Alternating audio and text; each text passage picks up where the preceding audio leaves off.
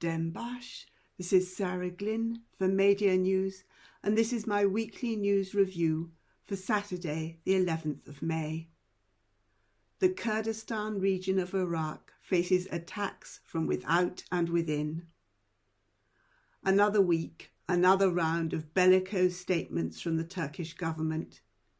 A week ago on Friday, Turkish Defence Minister Yasha Gula told CNN Turk that Turkey's attacks on the Kurdistan region of Iraq had moved on from periodic operations to continuous action. He also gave the old story that Turkey's attacks on the autonomous administration of North and East Syria are justified by self-defence, although the only threat the administration poses for Turkey is that of a good example. And he repeated the refuted claim that the Patriotic Union of Kurdistan, the PUK, one of the Kurdistan region's two main parties, supports the PKK. Last Sunday, Turkish Foreign Minister Hakan Fidan spoke to the Saudi news channel Al Arabiya about what Turkey expected from the Iraqi government and Iraqi militias in the fight against the PKK. He included his belief that the Popular Mobilization Units, PMUs, were willing to cleanse Sinjar of the PKK. What he calls the PKK in Sinjar or Shengal are the Yazidi Self-Defense Forces, Shengal Resistance Units or YBS, that the PKK helped the Yazidis set up, but that are now an independent organization. The PMUs are militia groups officially recognized by the Iraqi government. However, Fidan's statements appear to be largely bluff. While Turkey's President Erdogan hoped to come back from Baghdad with a joint security agreement, all he has achieved so far, according to London-based Al Arab, is an understanding to form a committee to study such an agreement. And the main objection to cooperation with Turkey against the PKK comes from the PMUs. Many of the PMUs are represented politically by the Al-Fatah Alliance, which is part of the Coordination Framework, itself a loose coalition of Shiite parties and armed groups that dominates Iraq's ruling coalition. The PMUs have had a tactical cooperation with the YBS and have actively opposed the UN-backed Sinjar agreement, which was made without consulting the people of Sinjar and would hand over control of the region to the Iraqi federal government and the Kurdistan regional government, dominated by the Kurdistan Democratic Party, the KDP. Many of the PMUs have Iranian links and do not want to see growing influence for Turkey, Iran's regional rival. There is also a more general fear of getting involved in a new regional war. On Tuesday, Voice of America published a report entitled "Turkey Poised to Step In as Analysts Warn of US Pullout of Syria." The reporter, Dorian Jones, concluded in the upbeat tones ubiquitous in news reporting, US collaboration with Syrian Kurdish forces considered by Ankara as terrorists was the permanent thorn in bilateral ties between Turkey and America. With the expected pullout of American troops approaching, analysts say the talk between the two allies now is about increasing cooperation. The Americans are under pressure to leave Iraq and Syria, but have said that they have no plans for immediate withdrawal. However, we can be sure that whatever decision they take, it will be guided by strategic self-interest. The fate of the region's Kurds will count for nothing. As to the fate of the Rojava experiment in creating a different sort of society built around community, for American and most other Western politicians, that will count for even less. The proponents of liberal democracy like to talk about freedom and choice, but have no qualms about restricting the freedom to choose another form of society that does not prioritize capitalism. America and Europe see support for Turkey as in their own interests. They comply with Turkey's demand to label the PKK as a terrorist organization and they sell Turkey advanced weapons. In his interview with CNN Turk, Turkey's defense minister also expressed optimism about ongoing negotiations with Germany for Turkey to buy Eurofighter jets. What is referred to as national self-interest should more properly be described as the short-term interests of national elites, and these rarely coincide with the interests of the people. While the need for an alternative to the current economic and political system is ever more obvious and urgent, our governments work to close any alternatives down. This week, a Guardian poll of leading climate scientists found almost universally terrifying predictions of a dystopian world. One scientist commented, "The world's response to date is reprehensible. We live in an age of fools." The same fools at the head of our governments are giving support to the ongoing genocide in Gaza and bringing us ever closer to a third world war. The society that they're enabling Turkey to destroy in north and east Syria has been creating the tools that could bring an end to such destruction. True, achievements in the environmental realm are not as advanced as they should be, as a recent conference recognises and seeks to address with a recentering of environmental issues, but the wider emphasis on human need rather than capitalist growth is a prerequisite for an ecological society. And the attempt to create a genuine inclusive democracy is our best hope for building a system that is geared towards the good of society and not of the military-industrial complex. Of course, these are hardly points that will carry much weight with our current politicians, but Kurds still undertake diplomatic meetings with those in power to attempt to counter the Turkish narrative with a Kurdish perspective and analysis. As well as emphasising the debt owed by the rest of the world to the people who lost 12,000 lives defeating the ISIS caliphate, they stress the need for a peaceful solution to the Kurdish question that would allow Kurds to live in dignity in Turkey, and they call for an end to Turkish aggression in Iraq and Syria and the instability this brings to the whole region. Recently, a delegation from the Kurdistan National Congress, the KNK, was in Washington, where KNK co-chair Ahmet Karamus described the atmosphere of their talks as warm and very positive. American relations with Erdogan may be chillier. His expected visit to Washington this week was cancelled, but the realpolitik of US power is still focused on keeping Turkey on side. The KNK's most recent statement, published last Saturday, is headlined, "Don't let Erdogan start another regional war."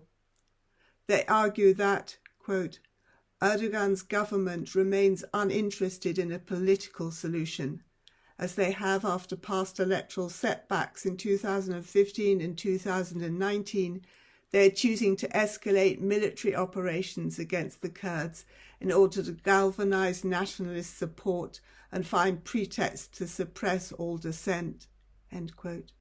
They claim that Turkey aims, quote, to destroy the autonomous status of the Kurdistan region and to secure Turkish control of strategic territory in northern Iraq, including important regions around Mosul and Kirkuk, end quote. And that Turkey is using the planned Development Road project as an excuse to expand their military activities even deeper into Iraq and to insist on an implementation of the Sinjar Agreement. They also observe that, quote, Erdogan is aiming for an intra-Kurdish conflict between the KDP, the PKK and the PUK, and is counting on the active participation of the KDP in his efforts to occupy Kurdish territory in Iraq and crush Kurdish aspirations in Turkey, end quote. The role being taken by the KDP is a source of both anger and concern. The Barzani family, which controls the party, has a long history of undermining other Kurdish groups and working with foreign interests to pursue their own power. Today, they act as vassals of Turkey, and the KDP's Peshmerga forces have been actively helping Turkey's attacks on the PKK and Turkey's military occupation of the northern mountains. Lekolin reports on plans by Turkey's National Intelligence Organization, MIT, and the KDP for the KDP's Zeravani Gendarme and Roj Peshmerga. Under Turkish instruction, these will help surround the PKK guerrillas and block off access between north and east Syria and the Kurdistan region of Iraq. The KDP is the dominant party in the Kurdistan regional government, but they are fearful that if Kurdistan government elections take place as planned on the 10th of June, they will lose control. It seems that rampant corruption, unpaid salaries, lack of economic opportunities, increasing authoritarianism, and the prospect of fratricidal war are not very popular. The KDP have been manoeuvring to get the election postponed, and it appears that their plans have been successful. On Tuesday, Iraq's Independent High Electoral Commission suspended election preparations. The elections were originally scheduled for the 1st of October 2022, 7 months before the completion of the parliamentary term, and had already been postponed 3 times due to disputes between the region's 2 main parties, the KDP and the PUK, as to how they should be run. But it was agreed that the existing government should be prolonged until the end of 2023. However, last May, the Federal Supreme Court ruled that continuing to govern without holding elections was unconstitutional, and that any decisions made after the end of the last parliamentary session would be null and void. The region is now without an officially recognised government. In February, another decision by the Supreme Court ruled that since the regional government was not functioning, it could not organise an election, and this should be done instead by the Independent High Electoral Commission of Iraq. The court further ruled that the constitution required that the region be divided into 4 constituencies rather than 1, and, in response to a case filed by the PUK, that the 11 seats reserved for ethnic minorities were unconstitutional. The way the voting for the minority seats was organised meant that they had all become dominated by nominees of the KDP, ensuring that the KDP had an undemocratic advantage. On the 3rd of March, the June election was announced. The KDP refused to accept the new rules and declared a boycott of the elections. The PUK insisted that elections must take place as planned, but fears grew about what would happen if the KDP refused to hand over control or refused to facilitate voting in the areas that they control. The KDP had objected to the interference of the Iraqi Federal Court in Kurdistan affairs, but they were ready to use the court to promote their own agenda. Masroor Barzani, Prime Minister of the now unofficial Kurdistan Regional Government, filed a court case claiming that the division of seats between the new constituencies was unconstitutional in being based on the number of voters rather than the population, and requested that the elections be suspended pending the result of this case. That request for suspension was accepted on Tuesday. To add a further layer of complication, the legal mandate under which Iraq's High Electoral Commission can organise the regional election expires in the summer. Both the KDP and the PUK have been carrying out international diplomacy to build external support for their positions. Nechavan Barzani, the region's president, has been in Baghdad and Tehran, while the leader of the PUK, Bafel Talabani, has been to Washington. It is hard to envisage how an election will be achievable in these circumstances, But meanwhile, a government that has long since lost its legitimacy is aiding a foreign military to gain control of ever greater areas of what they celebrate as an autonomous region. One indication of the difficulties of life in the Kurdistan region of Iraq is the number of people from the region who've risked their lives to emigrate. Iraqi Kurds have frozen to death in the border wastelands between Belarus and Poland and have drowned attempting to cross the English Channel. Now migrants that make it to the UK face the additional danger of deportation to Rwanda. Already many people, including Kurds, have been detained in preparation for flights to Rwanda that the British Home Office claims will take off in 8 to 10 weeks. There have been reports of protests and a hunger strike. And there are fears that people will go into hiding and risk destitution and exploitation. I end with the usual roundup of attacks, physical, political, and judicial. It is not just Turkey that is making life difficult for the people of the autonomous administration of North and East Syria. Bashar al-Assad's Syrian government also attempts to destabilize what they have built. Firat news agency has been talking with people in the autonomous Aleppo neighbourhoods of Sheikh Mahsud and Ashrafiyah, which are separate from the rest of the autonomous region and have been kept under an embargo by the Syrian government since the invasion of Afrin in 2018. The neighbourhoods are home to some 200,000 people who are organised into assemblies and keep up their own self-defence. But thanks to the blockade, medicines are not getting through to hospitals and pharmacies, and a lack of materials has stopped work in workshops and factories, leaving their 15,000 workers struggling to earn a living. Emin Aliko, a member of the Democratic Union Party, PYD, General Assembly, explained, "Their acts are aimed at breaking the will of the neighbourhood residents. This mentality, which also tries to break the morale and motivation of the population, aims to shake confidence in the autonomous administration." Turkish bombardment continues to disrupt life in North and East Syria. For weeks, Manbij has come under artillery attack nearly every day. Fields have been burned in the bombardments, and others have been deliberately set alight. A child was injured by a Turkish bomb.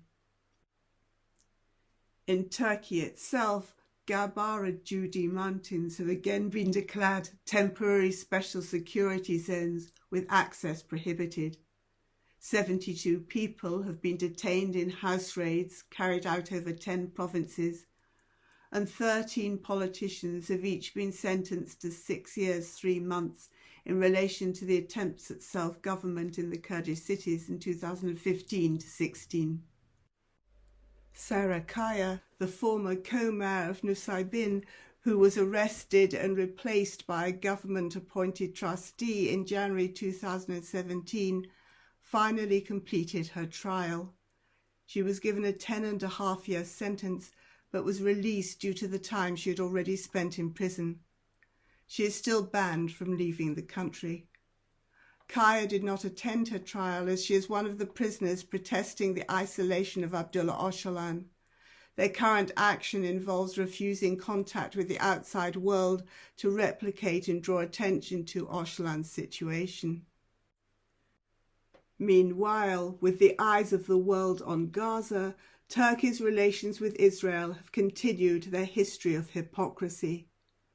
A month after Erdogan's announcement that Turkey was banning the export of 54 items to Israel, and a week after he announced the banning of all trade, bans that were clearly a response to his party's hemorrhaging of votes to the new welfare party, Turkey's Minister of Trade informed construction industry factories that formerly exported to Israel that they have temporary permission to resume trade.